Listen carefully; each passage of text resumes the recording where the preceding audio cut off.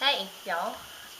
Today's objective is solving quadratic equations by completing the square. So we've gone over factoring, and we've gone over how to change an equation into vertex form, and so that is going to relate to completing the square. So our goal is to make a perfect square trinomial by manipulating the equation to add something in and then to take it away. And remember, when you take the square root, you're going to have two solutions, positive and negative, because, like, the square root of 25 could be 5, but it could also be negative 5, because negative 5 times negative 5 would give you 25. So when you take the square root of something, you have both a positive and a negative. And it's very similar to what we did turning into vertex form. So, alright, examples. Alright, this first example, x squared minus 4x minus 12 equals 0. I've shown you by factoring, because we know how to factor it to get the answer. So our zeros are 6 and negative 2 by factoring. So I'm just showing you that so you have something to compare it to when I show you completing the square. So another way to solve is by completing the square. You set it equal to 0, and then we want to make that perfect square trinomial. So I've shown you, you separate 12, and then you take negative 4, divide by 2 is negative 2, and then square it, and you get 4. So then this is a perfect square trinomial, so I factor that down to x minus 2, and then negative 12 minus 4 is negative 16. So I haven't done anything new, I've just repeated the process we did changing to vertex form.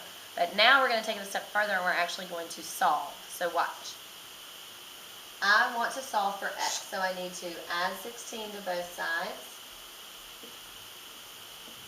X minus 2 squared equals 16. Now this is squared, so in order to undo a square, you have to take the square root. So I'm going to square root both sides. And these are inverse operations, the square root and the square. It's kind of like multiplying by 2 and a half. They are the inverse operations. So they cancel each other out, and I'm left with x minus 2 equals the square root of 16.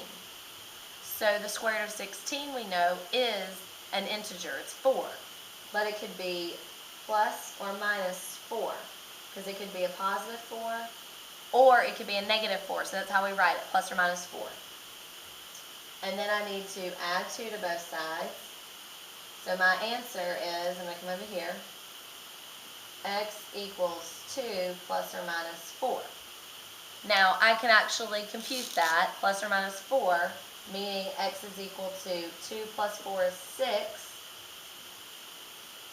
or 2 minus 4 is negative 2. And notice I get the same answer as that up there. Factoring this one would have been much easier. I'm just showing you how completing the square ends up getting you the correct answer. Not all equations are factorable. So this is another option, completing the square.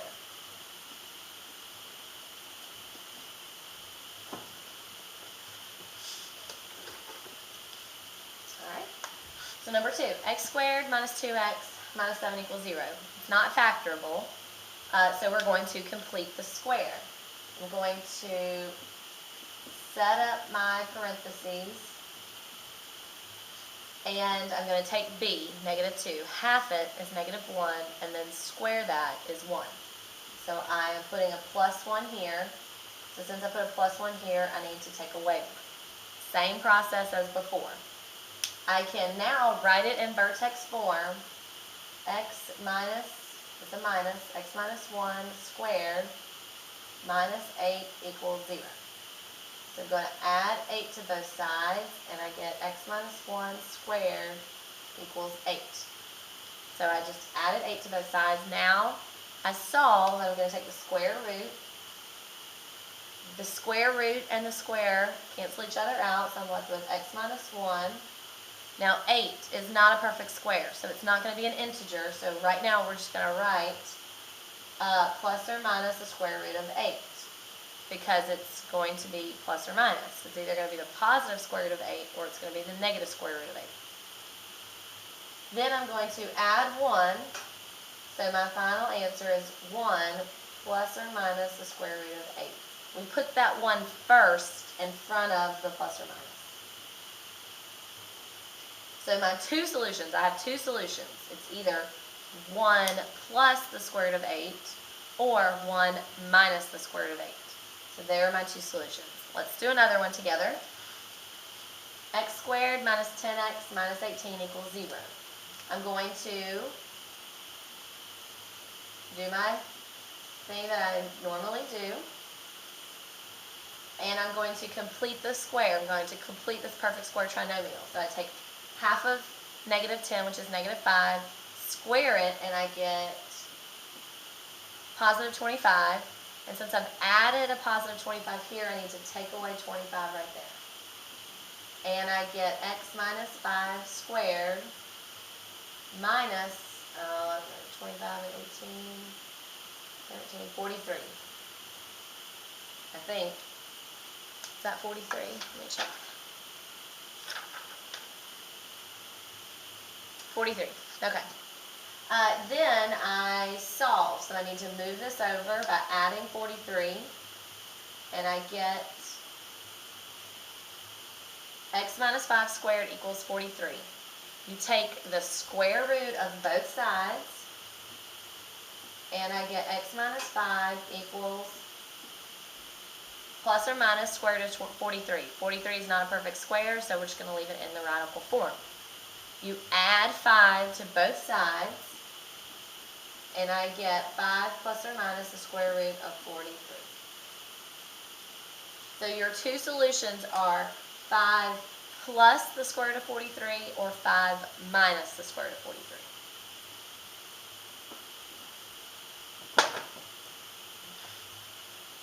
So D, you try D on your own, work it out, pause it, press play when you're ready to see the answer.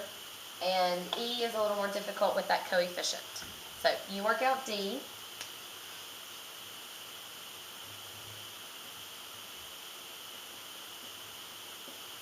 So half of 4 is 2, squared is 4. So we have to subtract out 4. This breaks down to x plus 2 squared minus 36. Going to add 36 to both sides, and I get x plus 2 squared equals 36. I take the square root plus or minus 6, because the square root of 36 is 6. And then I'm going to subtract 2. So my final answer is negative 2 plus or minus 6. And we can actually calculate that. So negative 2 plus 6 is 4. Negative 2 minus 6 is negative 8. And if I went back to the very top, I bet this is factorable. So if you wanted to check, I bet you could factor this out. But 4 and negative 8 should be your answers. Now E is a little more difficult because of this coefficient, but we've practiced this in class. You're going to factor out that coefficient, just like we did in class. And then you're going to complete the square. So half of 4 is 2. 2 squared is 4. And then 5 times 4 is 20. So right here I've really added in a 20. So I need to take out 20. Then I can x plus 2 minus 17. So everything I've done before that, we've done that now. It's the solving process. I'm going to add 17 to both sides. And then here's where it might be different. I can't take the square root until I get rid of the 5, so I have to divide by 5. Now I can take the square root of both sides. So if you ever have an a in front in vertex form, whether it's positive or negative, you're going to divide by that. Now I can take the square root, plus or minus square root of 17 over 5. It's not going to be an integer. I don't know what the square root of 17 over 5 is. Then you would minus 2 on both sides.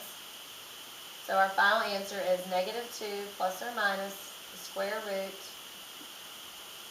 of 17 over 5.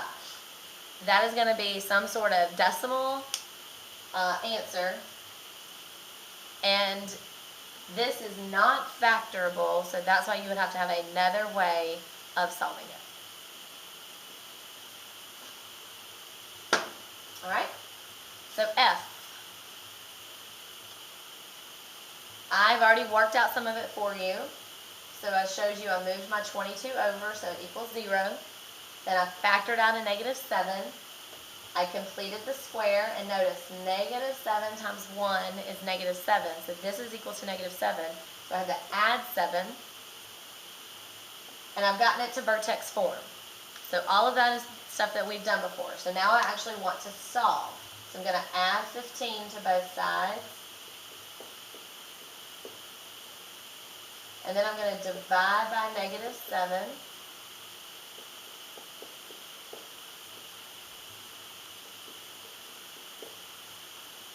And now what you're saying is you would take the square root. Now this is an interesting situation, and that's why I left this last. Negative square root. I don't know if you've gone over that in Math 1 yet or not, but this introduces us to the topic of imaginary numbers. You cannot take the square root of a negative number because nothing times itself is going to give you a negative. A negative, the only way to get a negative is a negative and a positive. So this brings us into the discussion of imaginary numbers, which I'm not going into right this moment, but just know that we eventually will talk about imaginary numbers.